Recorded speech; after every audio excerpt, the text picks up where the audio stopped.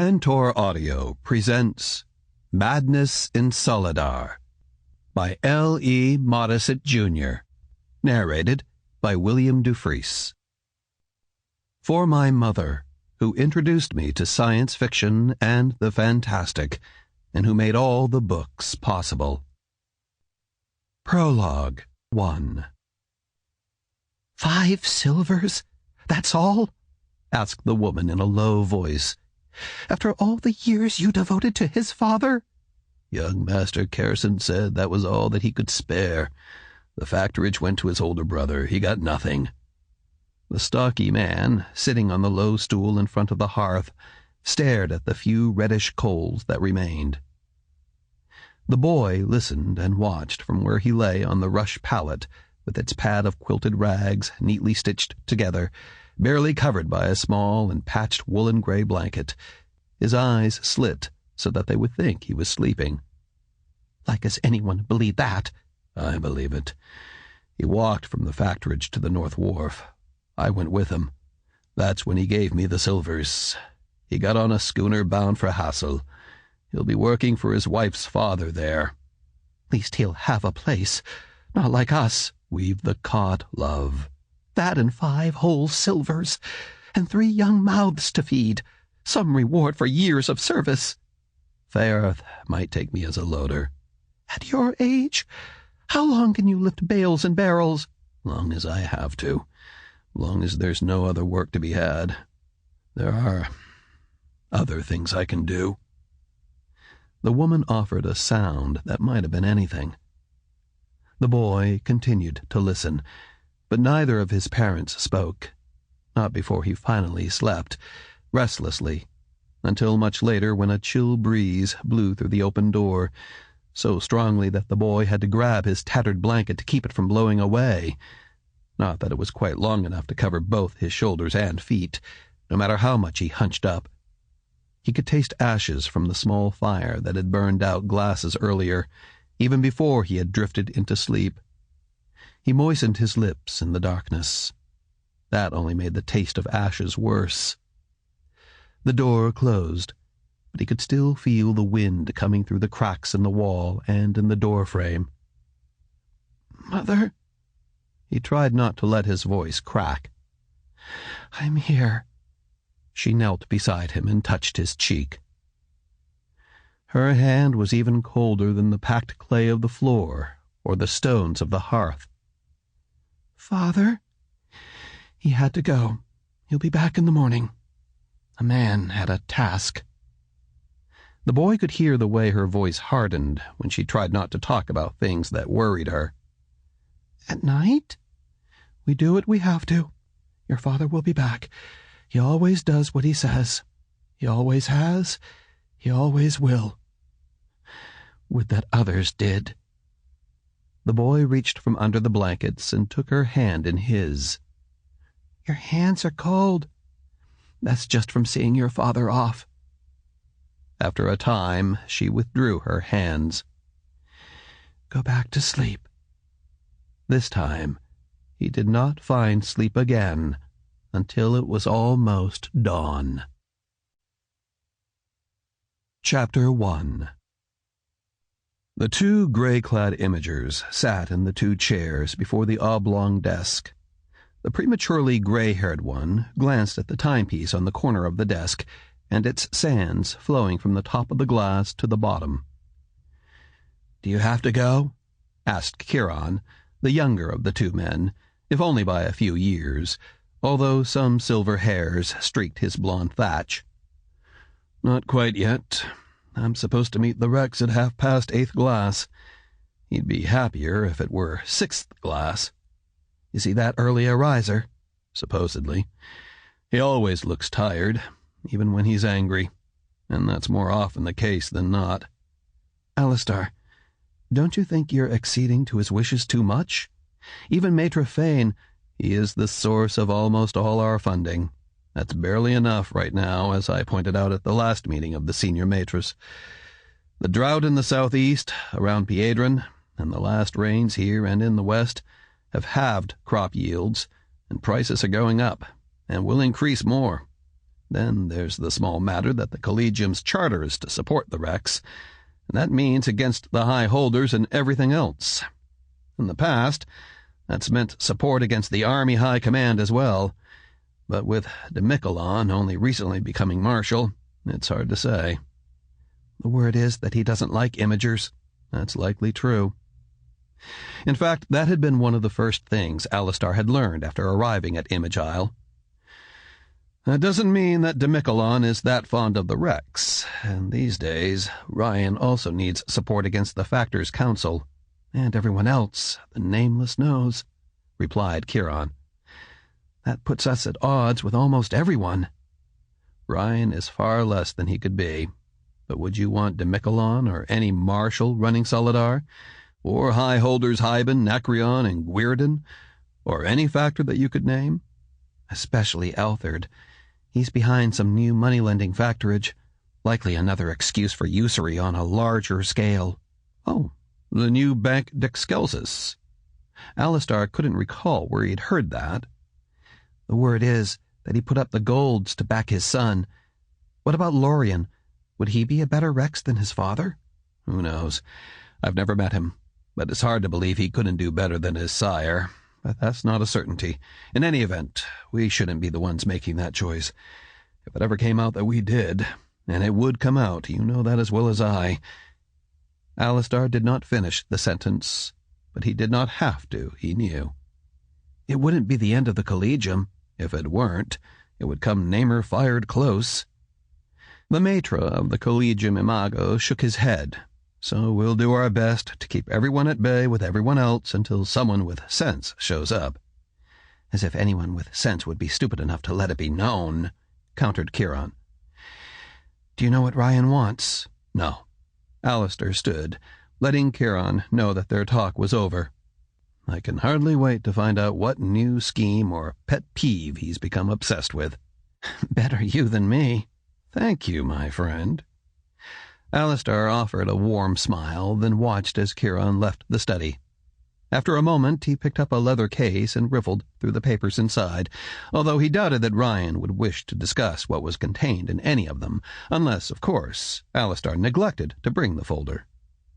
Then, after donning a riding jacket that matched his Imager grays and the gray cap with its polished black leather visor, he made his way out of the study and along the corridor toward the older end of the administration building, that section constructed by the first Imagers of the Collegium. That was a much different time. Much different. He still found it almost unreal that he had been the second highest Imager at West Isle less than 2 months ago, or that Maitre Zalon had turned down the opportunity to come to head the entire Collegium and had let it be known that Alastar should take the position.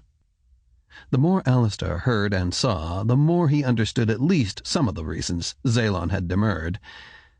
At least, no one had asked him to go to Mont Dimage, the isolated northern town at the base of the Montagne de Glace that housed failed or disciplined Imagers. He shuddered at that thought. Outside the old main entrance, both his escorts were waiting, attired in the standard Imager grays, with gray riding jackets and visor caps, given the stiff breeze and almost chill air of mid-fall. So was his mount, an older but not aged gray gelding, a symbolism that Alastar never voiced but let others infer. Although he could have summoned one of the Collegium carriages, he preferred to ride, even though that required 2 young Imagers as escorts. While the 2 carried blades and truncheons, those were backed by imaging skills ranging from the simple expedient of imaging a cloud of fine pepper around the head of an assailant to imaging something into the body of an attacker. Alastar looked at the gelding, murmured, "Here we go again, fellow," then mounted and urged the gelding forward. "The North Bridge." He looked to the large gray stone dwelling at the north end of the green, bordered by stone-paved lanes on each side. Unlike the family dwellings on each side of the green, it was 2 stories tall and extended a good 40 yards across the front, with a wide covered porch wrapping around it. A dwelling that would have been far too large for Alastar, a childless widower, were it not for his responsibilities for entertaining those within the Collegium and, occasionally, those from outside, although he had not done that in the brief time he had been on Image Isle. He turned toward the imager on his left. "How are your studies with Maitre Chiron coming, Belsior?" "Well enough, sir." "He mentioned that you have a tendency to be excessively enthusiastic in imaging iron darts." Yes, sir. He made me understand that." Alastar smiled at the understatement, knowing that Chiron had made the young man, a solid third, who might someday possibly become a maitre d'aspect, image darts until he collapsed in little more than a tenth of a glass, then walked up to the fallen Belsior and put a saber at his throat. He does have a way about him. At that, Nyren, the other third, nodded. Before long, the three were riding across the North Bridge over the River Alus. Once on the west shore, they turned north on the West River Road, threading their way past a wagon moving south and piled with bales of hay. The shops that lined the west side of the road were neat enough, Alastar reflected, but definitely showed their age, unlike those on the East River Road. As they neared a point opposite the north end of Image Isle, Alastar again marveled, as he had every time he saw them, at the gray stone ramparts that sheathed the entire shoreline of the isle that held the Collegium. He still had a hard time believing that the first Maitre had created those walls in a single day, although that was the story. For his own reasons, Alastar was loath to disabuse that rumor, as, he suspected, had been every Collegium Maitre since the first one. Yet, even in a month or a season? At the west end of the Nord Bridge, the three turned their mounts onto the Boulevard de West, another wide, stone-paved way said to have been created by the Collegium's first imagers, although the stones showed little, if any, wear, given that they had been laid nearly 400 years earlier, at the time of the consolidation of Solidar under Rex Ryen. Then again, Alastar had to admit that those paving stones looked little different from the way the ones in West Isle had when he had first been an imager primus at that branch of the Collegium nearly 30 years ago. As they rode closer to the Chateau de Rex, the shops grew larger and their fronts newer, while the cafes and the occasional bakery sported awnings, although many of those were rolled up, most likely because of the brisk northwest wind. Where the boulevard intersected the ring road around the Chateau de Rex, Alastar turned south and then took the lane up to the steps leading up to the main portico. At the foot of the steps he dismounted and handed the gelding's reins to Belsior. "I have no idea how long I'll be here." "Yes, sir," the two replied almost in unison. Alastar took the steps, more than a score, reputedly imaged of near indestructible alabaster-like white stone by the Collegium's first imagers. He still wondered why they had not brought the approach lane higher, so that there were fewer steps, but he supposed that was so that the grade to the stone plaza at the foot of the steps was gentle enough for wagons and carriages. One of the guards escorted Alastar from the main entry up to the grand staircase to the upper level of the chateau, and then back along the north corridor to a chamber almost in the northeast corner, where another guard stood. The second guard rapped on the door. "Maitre Alastar, your grace! Send him in!" The force of Ryan's words announced his mood, but Alastar smiled as he stepped into the study and walked toward the massive black oak desk that dominated the east end of the long chamber, on which were piled stacks of papers. From where he sat behind the desk, the angular and near cadaverous-looking Ryen glared. A too-long lock of black hair swept almost over his left eye. He wore a gold and gray striped tunic that did not become him over gray trousers, a far more conservative attire than that cultivated by most high holders. "What took you so long?" "The half-glass is not yet rung, sir." "That doesn't matter. It still takes you too long to get here. It's not much more than a mill from Image Isle to the chateau." "That is as the raven flies. There's no direct route from Image Isle to the chateau. I have to ride north to the Boulevard de West." "You've explained that before." Ryen smiled, the intense glare of the moment before instantly gone, and replaced with an expression of total warmth. "We need to do something about that. I will obtain the land, and you and your imagers will build a new boulevard directly from the northern bridge, the Bridge of Wishes or whatever." "The Bridge of Desires," supplied the Collegium Maitre. "Directly to the chateau." "Just to the ring road around the chateau," suggested Alastar, well aware of the Rex's very literal mindset. Ryen frowned. Alastar refrained from sighing. "If we build it right to the entry portico, it will destroy your east gardens and make it harder for you and your family to get to the hunting park, or the marshal's headquarters, or anywhere else. The extra few 100 yards or so won't make any difference in the time it takes to get to and from Image Isle." "To the ring road, then, but directly there from the bridge." "Once you have arranged for the land, we will stand ready to begin work on the road. Now, what was the matter for which you requested my presence?" "Highholder Quaeryt has said that the highholders of all Solidar may refuse to pay their annual tariffs if I increase them in the coming year." Refuse to pay? Unprecedented as that sounded, it didn't surprise Alastar after the rhetorical rumblings over the past season. This year's tariffs? Alastar knew tariffs were due by the end of Quaeryt, 32 days away. Or next year's? "They haven't said, I haven't asked. Yet. It's likely to be this year's tariffs. Why else would they say that now? I have to announce next year's tariffs before this year's are due." "You have to?" "It's in the Codex." "What if you don't?" "Who could make you?" "According to the Codex, they don't have to pay this year's tariffs until I announce next year's." "That could pose a problem," temporized Alastar, suspecting that if even a small fraction of the high holders withheld tariff payments, Ryen and the Collegium would face difficult times before long, certainly within months, if not weeks. "Pose a problem?" snapped Ryen. "There are namer-fired few golds left in the treasury. They know that. There have been fewer every year by the end of harvest. That's why I need to increase the tariffs. They haven't been increased in years." "What about the factors?" "What about them? They don't have to pay either." "Could you leave the tariffs at the same level for next year and say that they'll increase next year?" "Are you an idiot, Maitre? That's how I got into this mess. That's what your predecessor suggested. Then he went and died." Alastar managed not to swallow. Fane had never mentioned tariffs. Then the former Maitre hadn't mentioned all too many problems. "Is Quaeryt speaking for himself or as chief of the High Council?" "He can't speak for the High Council until they meet on the 18th of Quaeryt." "Have you heard anything from the other 4 counselors?" "Hyben and Nacreon agree with Quaeryt. Morin and Vaughn won't oppose me." "Vaughn won't be a counselor after your turn," Alastar pointed out. "I know that. I want you to do something about one of those against me."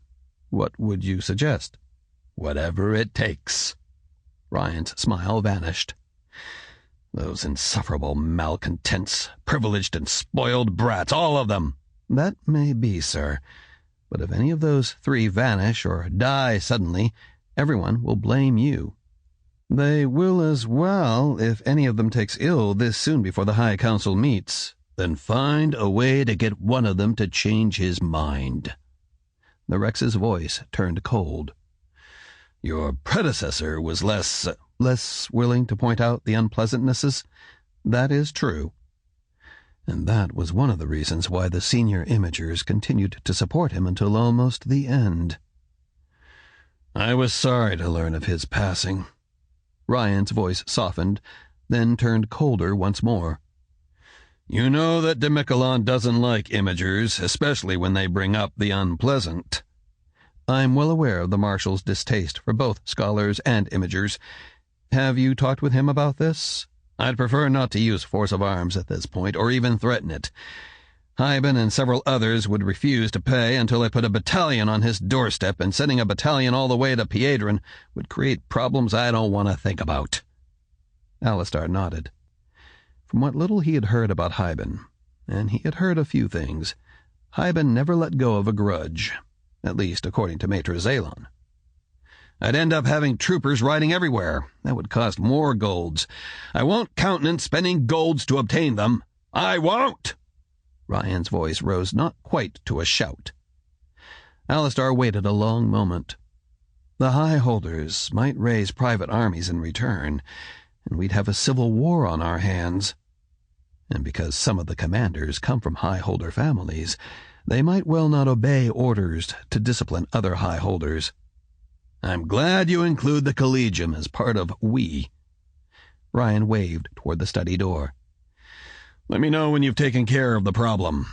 I'll look into it, replied Alastar.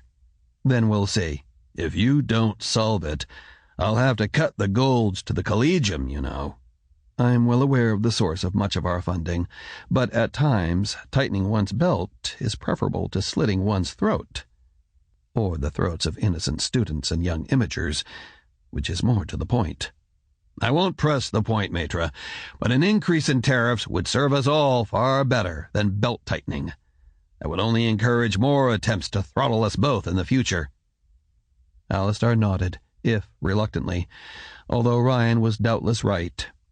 He turned and made his way from the Rex's study, well aware that Ryan's gaze had turned to the window, even before Alastar closed the study door on his way out.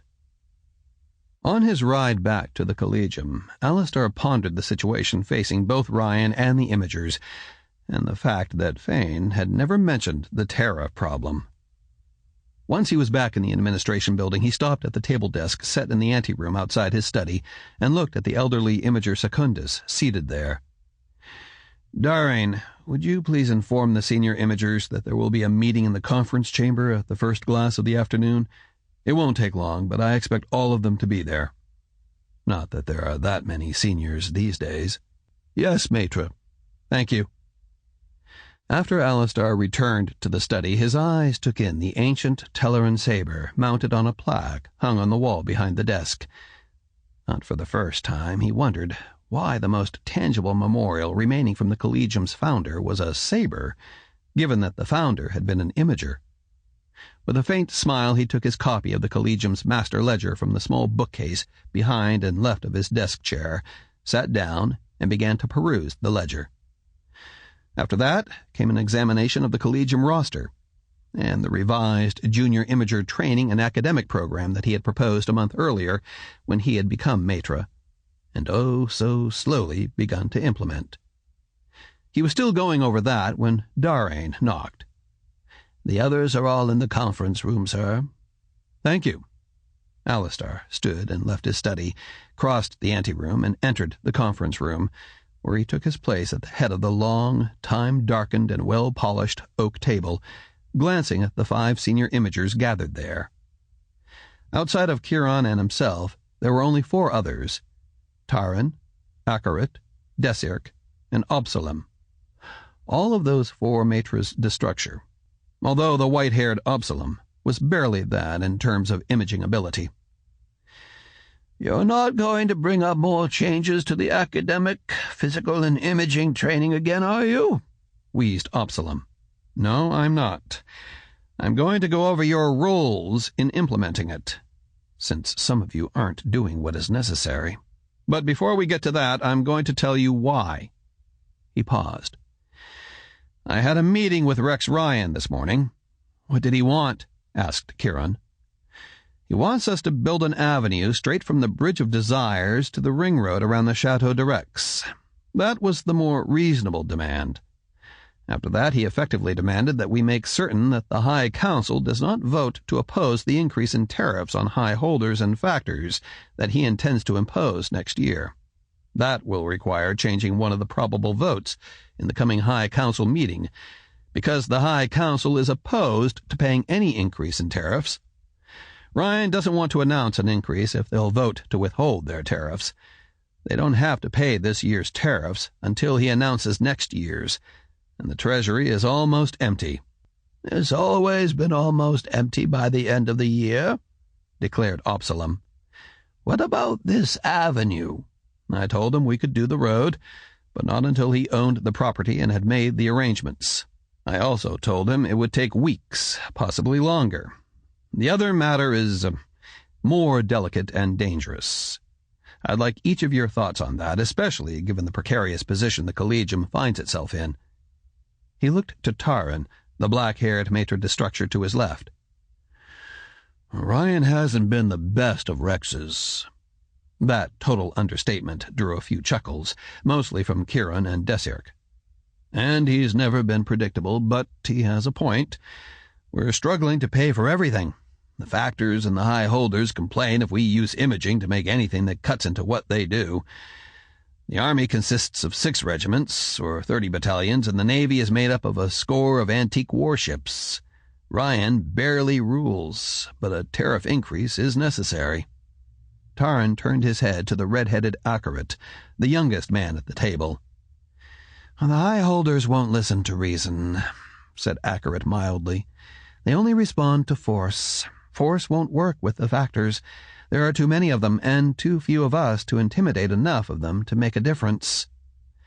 "The factors will follow the lead of the high holders, though," added Kieran, "even if they're not happy about it. So far they have, anyway." Desirk cleared his throat. "My brother, the commander, has often pointed out that force is often the only thing that works. Force will turn everyone against us. That makes all the choices before the Collegium unpleasant." His brown eyes fixed on Alastar, then dropped. "They are," responded Alastar. "When I was summoned here from West Isle by the former Maitre, I had no idea how much the position of the Collegium here had deteriorated. I have debated summoning several Maitres d'Aspect and perhaps one Maitre d'Structure from West Isle, but if I did, they would not arrive for more than a month, perhaps not until mid to late Finitas, and that will be too late for them to help with this difficulty." He paused, knowing what he was about to say would sound like ancient history, but knowing it had to be said.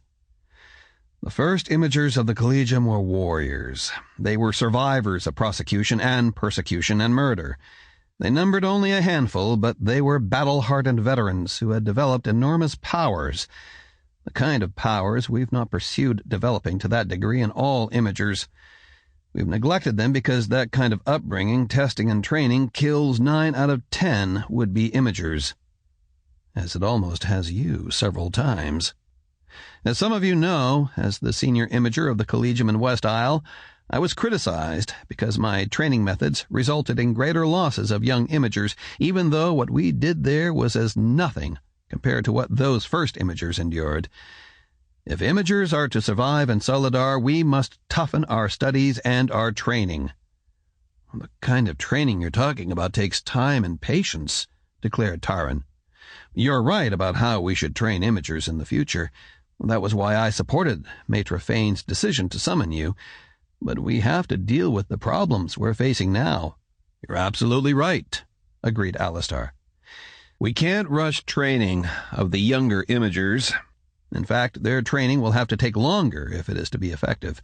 That means we must deal with Ryen and the high holders by subterfuge, give the impression of greater strength than we have in fact, and create the sense that we are forbearing use of mighty powers in the hope that the high holders will come to their senses."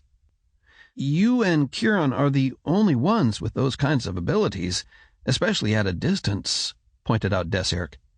"Even you two might be pressed against the latest cannon of the army, or the focused fire of the heavy rifles."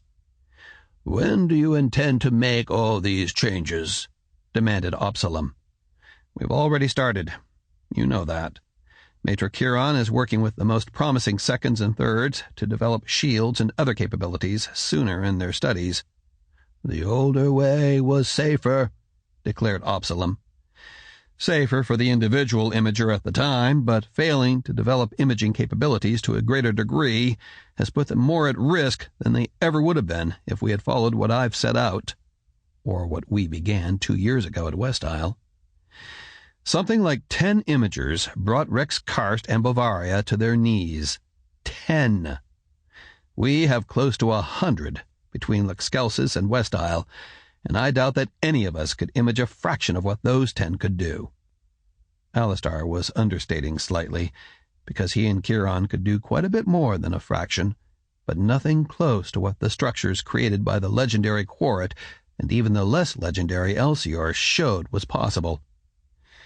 Now we're faced with a near impossible situation, and we're in that position because we've pampered ourselves and the young imagers. You can't change that overnight, Absalom pointed out. You're absolutely right, Alastar repeated, hating to keep... Sample complete. Ready to continue?